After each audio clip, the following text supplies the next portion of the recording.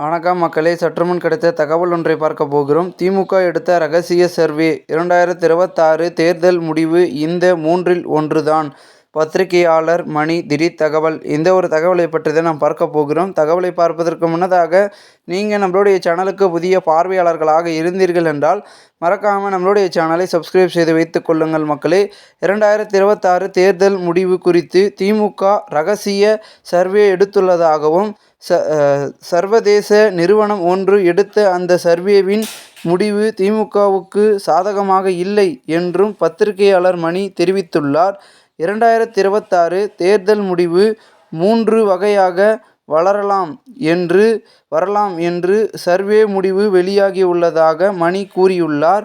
1. திமுக தனித்து பெரும்பான்மை பெறலாம், கூட்டணி மூலம் பெரும்பான்மை பெறும். 2. அதிமுக தனித்து பெரும்பான்மை பெறலாம், கூட்டணி மூலமாக பெரும்பான்மை பெறும். 3. 2 கூட்டணிகளும் பெரும்பான்மை இல்லாமல் தொங்கு சட்டசபை அமையும்.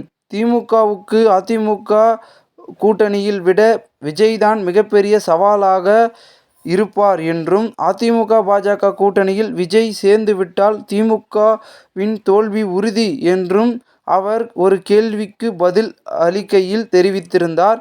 மொத்தத்தில் 2026 தேர்தல் வித்தியாசமாக தேர்தலாக இருக்கும் என்றும், அரசியல்வாதிகளுக்கும் மட்டுமின்றி வாக்காளர்களுக்கும் இந்த தேர்தல் ஒரு புதிய அனுபவத்தை தரும் என்றும் அவர் தெரிவித்துள்ளார். இந்த ஒரு தகவல் தற்பொழுது அரசியல் வட்டாரங்களில் பேசும் பொருளாகவும் மாறியிருக்கிறது. இந்த ஒரு தகவலை குறித்த பொதுமக்கள் உங்களுடைய கருத்துக்களை கமெண்ட் மூலமாக தெரிவிங்கள். இதுபோன்ற நீங்கள் அரசியல் சார்ந்த நிகழ்வுகளாம் தினசரி தெரிந்து கொள்ள சேனலை சப்ஸ்கிரைப் செய்து வைத்துக் கொள்ளுங்கள் மக்களே. நன்றி, வணக்கம்.